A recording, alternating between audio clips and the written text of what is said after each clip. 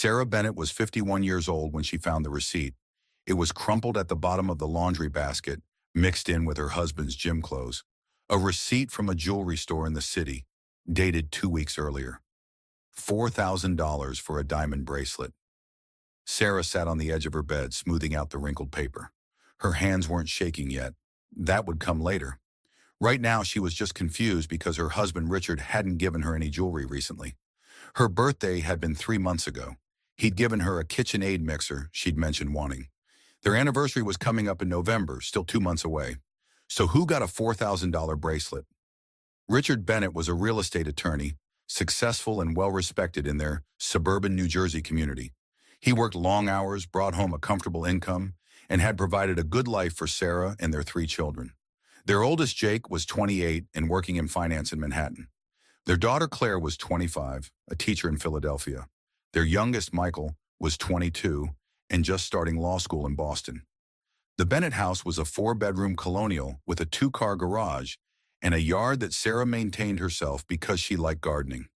They had the country club membership, the annual ski trip to Vermont, the respectability that came with being together for almost 25 years. 25 years.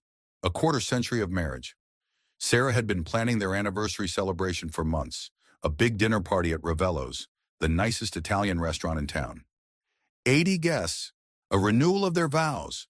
She'd already bought a new dress, deep emerald green, and had it altered to fit perfectly. But now she sat holding a receipt for jewelry she'd never seen. Sarah did what any sensible woman would do. She looked for the bracelet. She searched Richard's drawers, his closet, his car, even the garage where he kept his golf clubs. Nothing, which meant he'd already given it to someone. That night at dinner, Sarah asked casually, "How was work today?" Richard barely looked up from his phone. "Fine, busy. The Morrison deal is taking forever to close. Did you have lunch out or bring something?" "Grabbed a sandwich at my desk." Still not looking at her. Sarah cut into her chicken, chewing slowly. "Your birthday's coming up soon. Do you want to do anything special?" "Whatever you want to plan is fine." Richard finally glanced up, giving her the smile he always used, warm but distant, like he was already thinking about something else. "You know I'm not big on celebrations." Sarah smiled back. "Right, of course." But her mind was racing. If Richard wasn't big on celebrations, why spend $4,000 on jewelry for someone? The next morning after Richard left for work, Sarah did something she'd never done in 25 years of marriage. She went into his home office and turned on his computer. Richard was meticulous about logging out of everything, but Sarah had watched him type his passwords hundreds of times. She knew them all. His email loaded, and Sarah started scrolling. Work emails mostly. Client communications. Nothing suspicious. She checked his sent folder, his trash, his spam. Still nothing. Then she opened his browser history. Richard was usually careful about clearing it, but he'd forgotten this time. Sarah saw the usual sites: news, sports, legal databases. Then she saw something else. A booking confirmation for a hotel in Manhattan. The Mandarin Oriental, one of the most expensive hotels in the city. A suite booked for 3 nights next month, during a weekend when Richard had told Sarah he had a legal conference in Boston. Sarah took screenshots of everything. Then she checked their bank accounts. This was where things got worse. Their joint checking account looked normal. Regular deposits from Richard's salary, regular withdrawals for household expenses, mortgage, utilities. But when Sarah logged into their savings account, the account they'd been building for retirement, she felt her stomach drop. The balance was $63,000. It should have been nearly $200,000. Sarah pulled up the transaction history, her hands shaking now. Over the past 3 years, money had been transferred out regularly. $5,000 here, $10,000 there, sometimes $20,000 at once. All transfers authorized by Richard, moving money from their savings to an account Sarah didn't recognize. She printed everything, page after page of transactions, going back 3 years. Then she called her brother Tom, who was a financial advisor. "Tom, I need you to come over," Sarah said, her voice tight. "Right now. Don't tell Mom and Dad. Just come." Tom arrived within an hour. Sarah showed him everything: the jewelry receipt, the hotel booking, the bank statements. Tom's face grew darker as he reviewed each document. Sarah, this is financial abuse, Tom said quietly. He's been draining your retirement savings. Over $130,000 gone. Do you have any idea where it's going? No, Sarah said, but I'm going to find out. She started with their credit card statements. Richard had his own card linked to their account, and Sarah had access to all the statements online. She went back 3 years, printing and highlighting anything that seemed suspicious. Restaurants she'd never been to, hotels in the city, charges at expensive boutiques, spa days at high-end resorts, all on days when Richard said he was working late or meeting clients. Then Sarah found something that made her heart stop. A charge at a veterinary clinic in Princeton for $800. They didn't have pets. They'd never had pets. Both Sarah and Richard were allergic to dogs and cats. She looked up the veterinary clinic and called them, pretending to be confused about a charge on her credit card. The receptionist was helpful. Oh yes, Mrs. Harding brought her golden retriever in for emergency surgery that day. Mr. Bennett covered the cost. Such a sweet couple. You're lucky to have such a caring husband. Sarah hung up without responding. Mrs. Harding.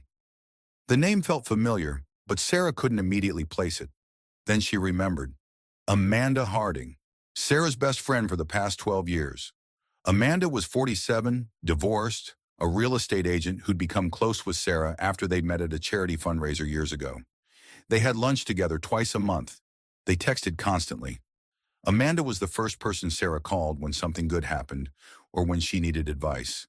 Amanda had been there when Sarah's mother died, when Claire went through a difficult breakup, when Michael decided to go to law school. Amanda was coming to the anniversary dinner. Sarah had already sent her invitation. Sarah felt nauseous. She walked to the bathroom and splashed cold water on her face, gripping the edge of the sink. It couldn't be Amanda, not Amanda, but Sarah couldn't ignore the evidence. She went back to the credit card statements with new eyes, now looking specifically for charges that might connect to Amanda. A restaurant in Princeton where Amanda lived, a bed and breakfast in the Poconos.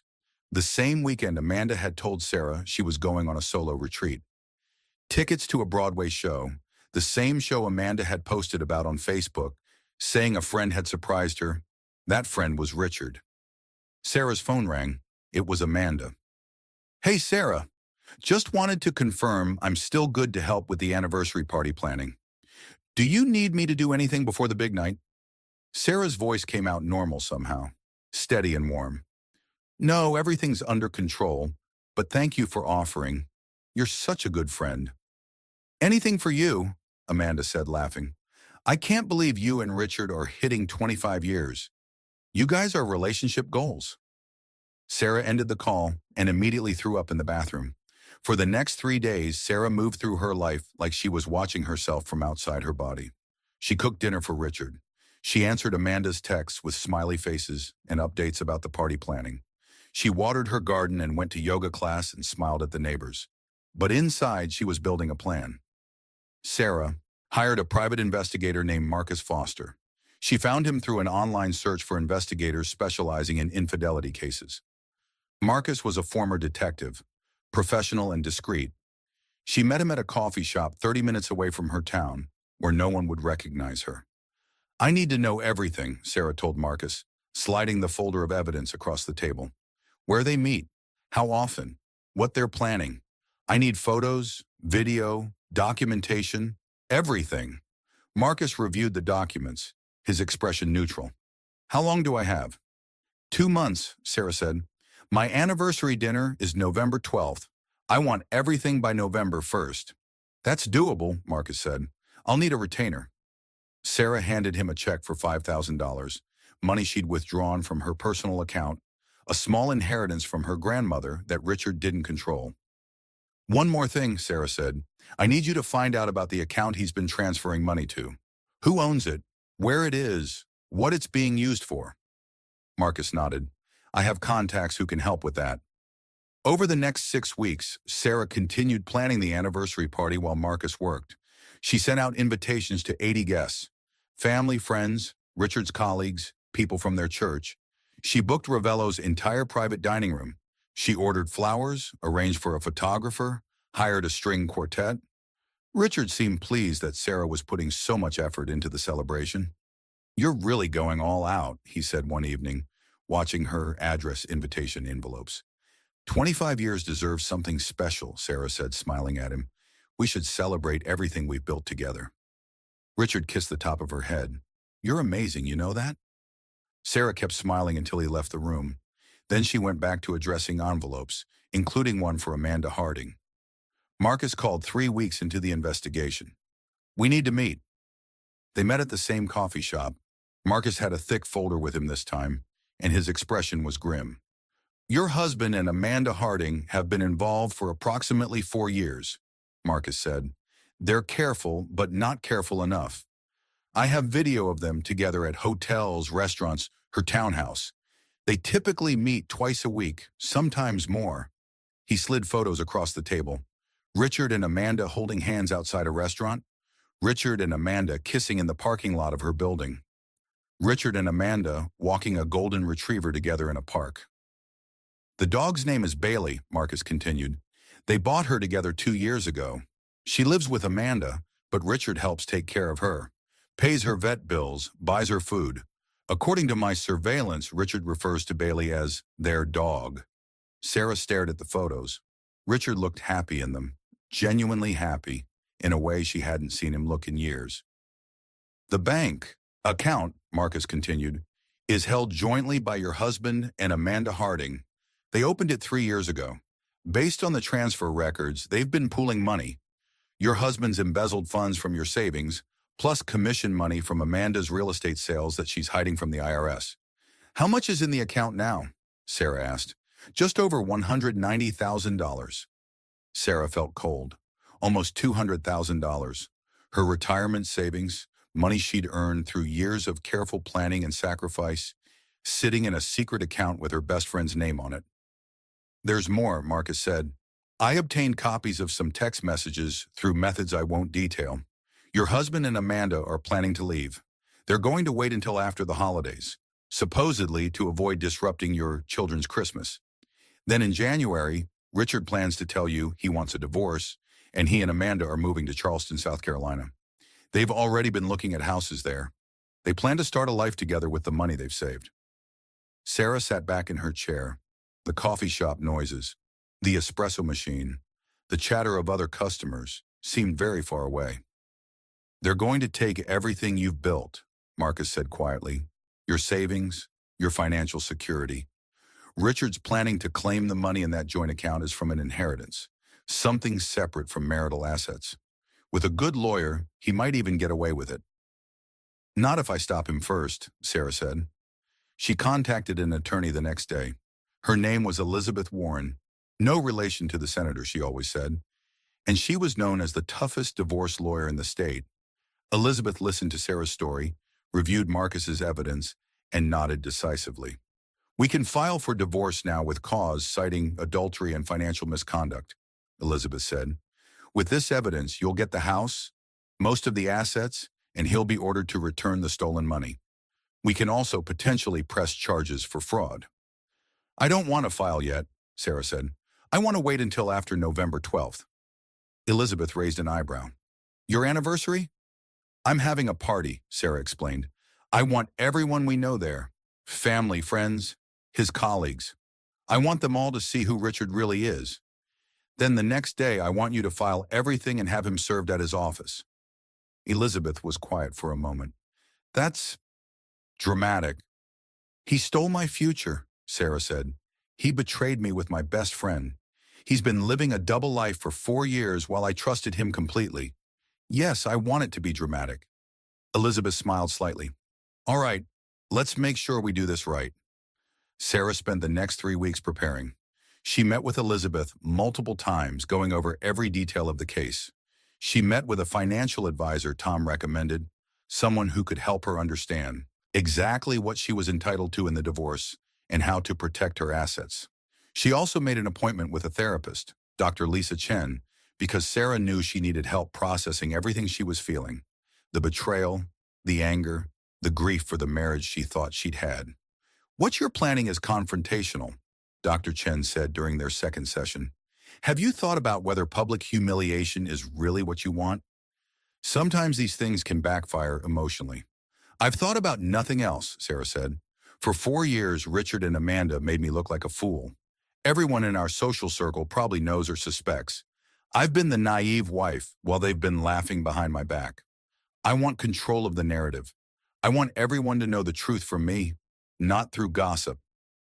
Dr. Chen nodded. As long as you're prepared for the consequences, this will change all your relationships, not just with Richard and Amanda. Good, Sarah said. I don't want relationships built on lies anymore. The week before the party, Sarah made sure every detail was perfect. She confirmed with Ravello's that the private dining room would be set up exactly as she wanted.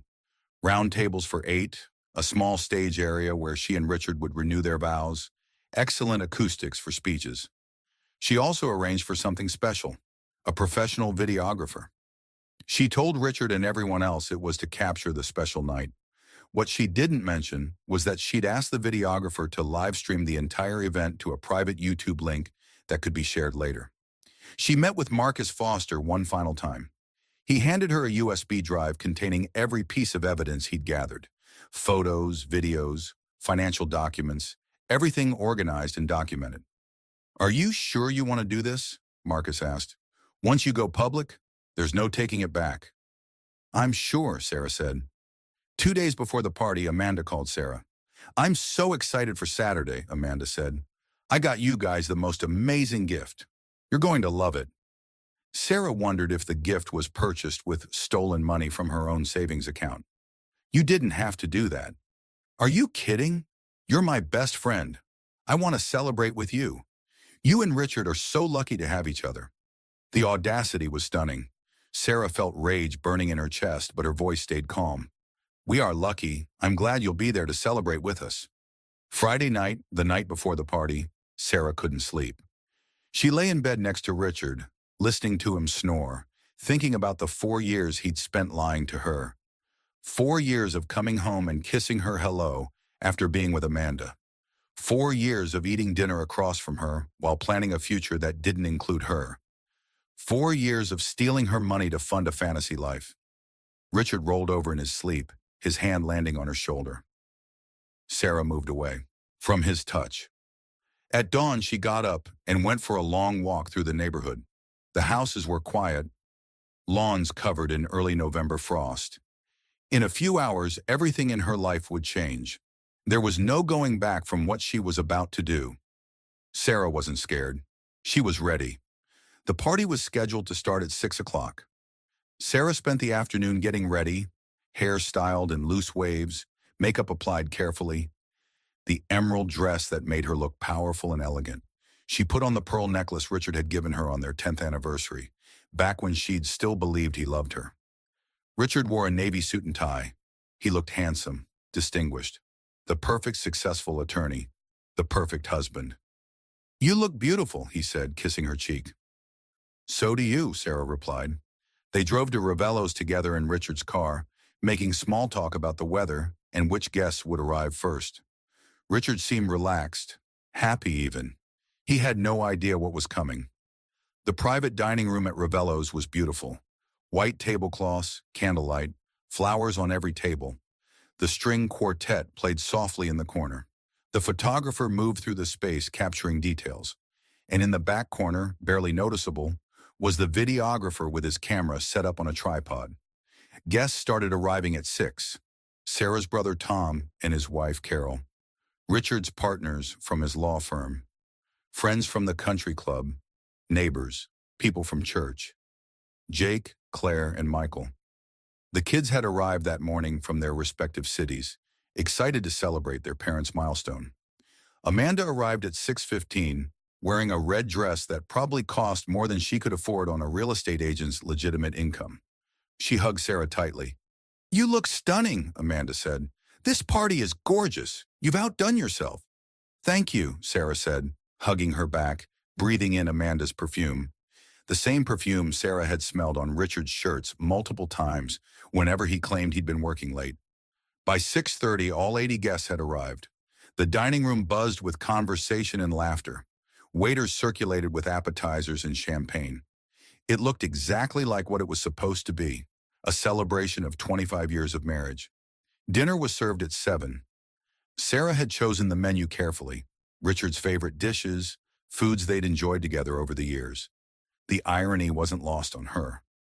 Richard kept touching her hand during dinner, smiling at her, playing the devoted husband. At one point he whispered, "Thank you for planning all this. It means a lot." Sarah smiled back. "We're not done yet."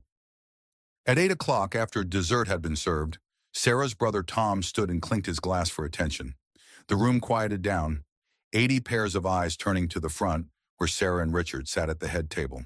"I've been asked to say a few words," Tom said, his voice carrying through the room. "Sarah and Richard have been married for almost 25 years, and we're here to celebrate that incredible milestone. Sarah asked me to introduce this next part of the evening." "Sarah?" Sarah stood, smoothing her dress. Her heart was pounding, but her hands were steady. Richard was looking at her with an expression of curiosity mixed with affection.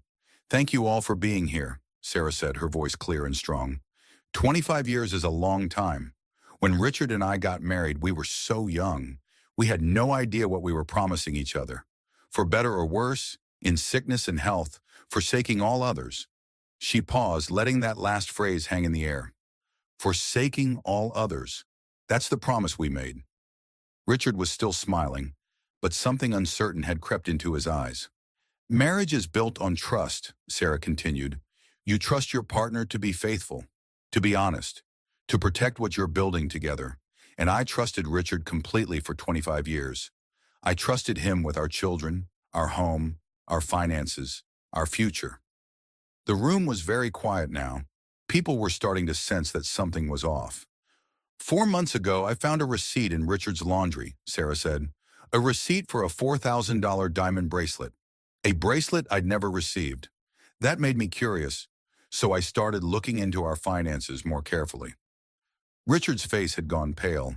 He was starting to stand, but Sarah's brother Tom, who'd moved to stand behind Richard's chair, put a hand on his shoulder. "Stay seated," Tom said quietly but firmly. "If you're as shocked as these dinner guests were, make sure you hit that subscribe button, because what happens next is even more unbelievable." Sarah pulled out her phone and connected it to the large screen that had been set up for the vow renewal slideshow. Instead of romantic photos, financial documents appeared on the screen. Bank statements showing the depleted savings account. "Over the past 4 years, Richard has stolen nearly $140,000 from our joint savings account," Sarah said, her voice steady despite the gasps echoing through the room. "Our retirement savings, money I earned through years of careful planning. He transferred it to a secret bank account he opened with his mistress."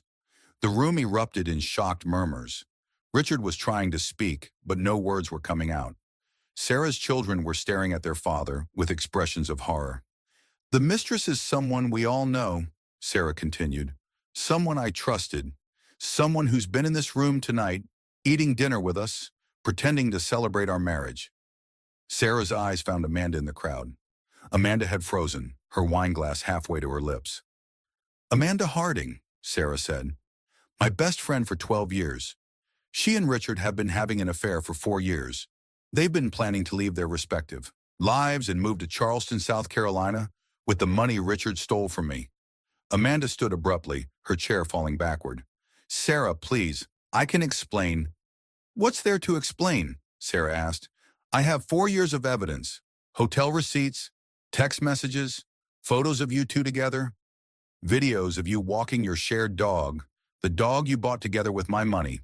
The screen behind Sarah changed to show photos from Marcus Foster's investigation. Richard and Amanda holding hands. Richard and Amanda kissing. Richard and Amanda looking at houses in Charleston on a realtor's website, the timestamps showing it was just 2 weeks ago. Richard finally found his voice. "Sarah, don't do this here. Let's talk privately." "We're past private conversations," Sarah said. "You made private decisions for 4 years. You stole from me, lied to me, betrayed me with my closest friend. You planned your entire future without me, using my money to fund it. Everyone here deserves to know who you really are." Jake, their oldest son, stood up. His face was flushed with anger. "Dad, what the hell? You've been stealing from Mom?" Richard tried to reach for Jake.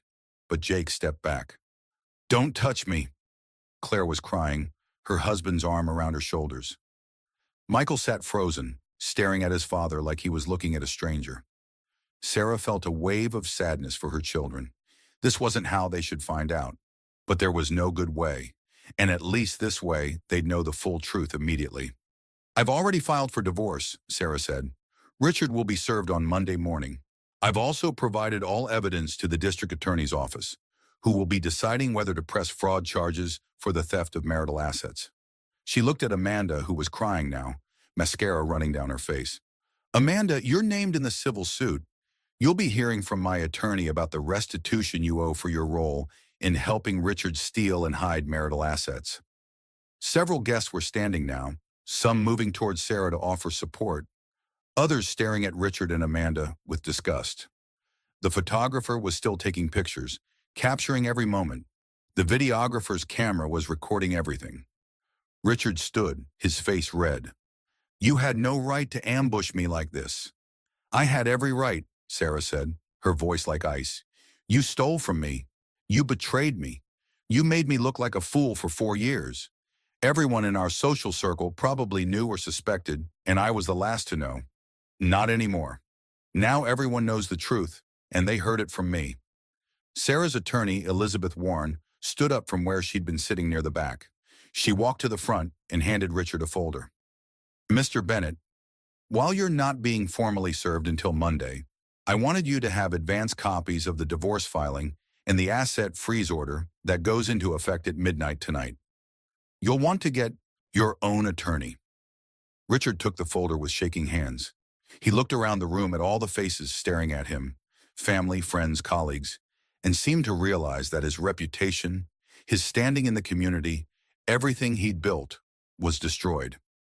Amanda was trying to leave, pushing through the crowd toward the exit, but several people blocked her path, their expressions cold. "How could you?" one of Sarah's friends asked Amanda. "Sarah was like a sister to you." Amanda didn't answer, just pushed past and ran out of the dining room.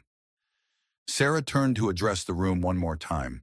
"I'm sorry that what was supposed to be a celebration became this, but I wanted you all to understand why this marriage is ending and who's responsible. Richard and Amanda made their choices. Now they can live with the consequences." She picked up her purse and walked toward the exit, her head high.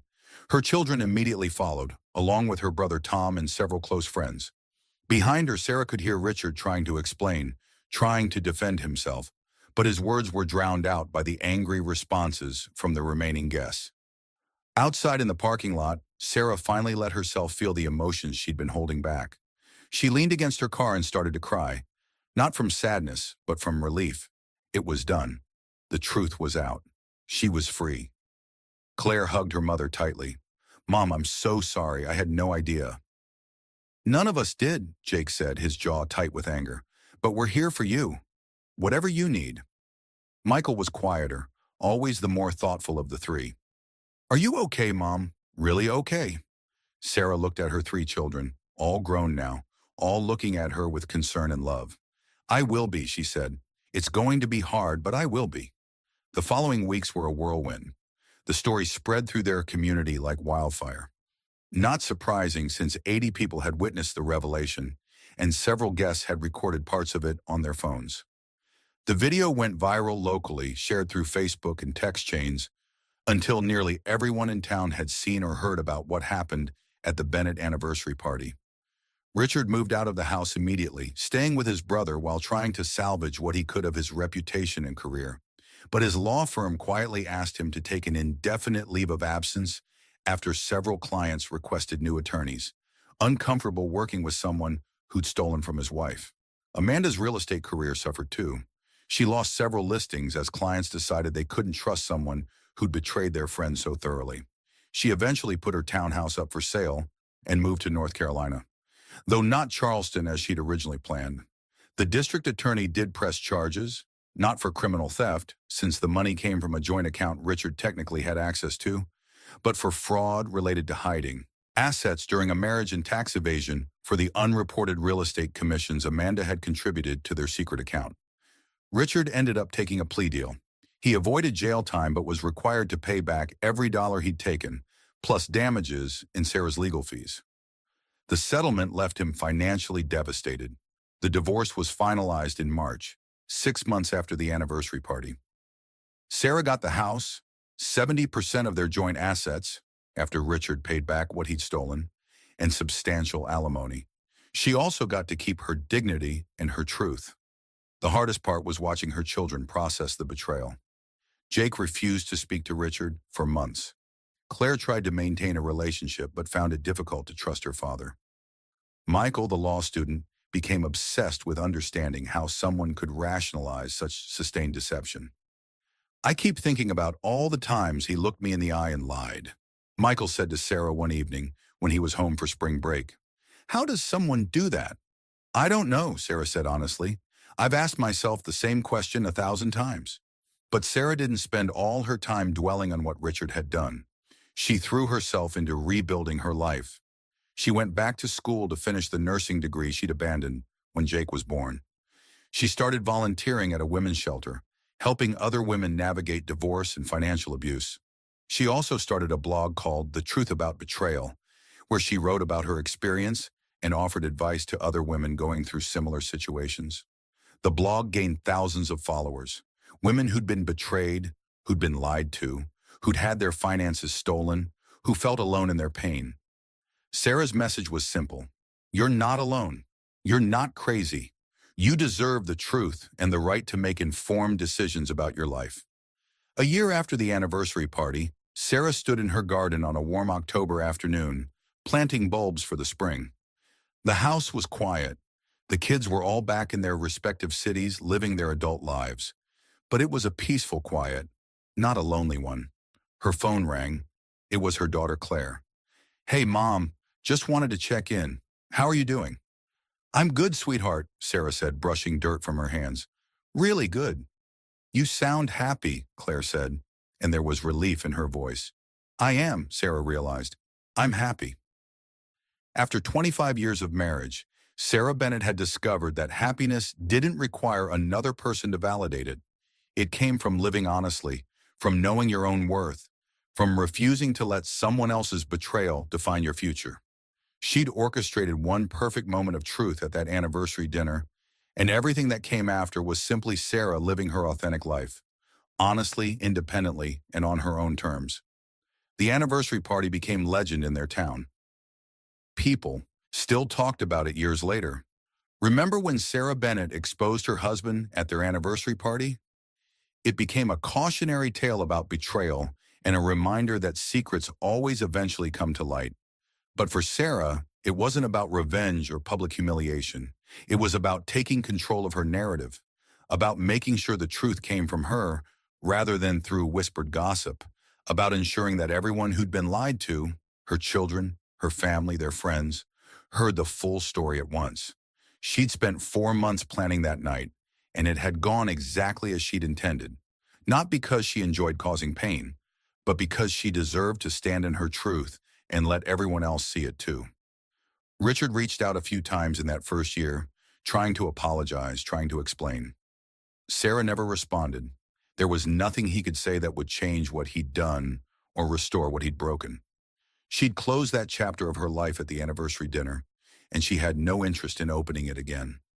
Instead, Sarah focused on the future she was building, the nursing degree she was earning, the volunteering work that gave her purpose, the relationships with her children that had somehow grown stronger through the crisis, the friendships, real friendships, built on honesty, that had supported her through the darkest times.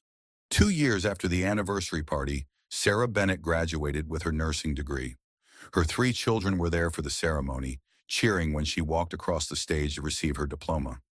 She was 53 years old, starting a new career, building a new life. "I'm so proud of you, Mom," Jake said afterward, hugging her tight. Sarah hugged him back, feeling the weight of all the hard work and healing that had brought her to this moment. "Thank you, sweetheart."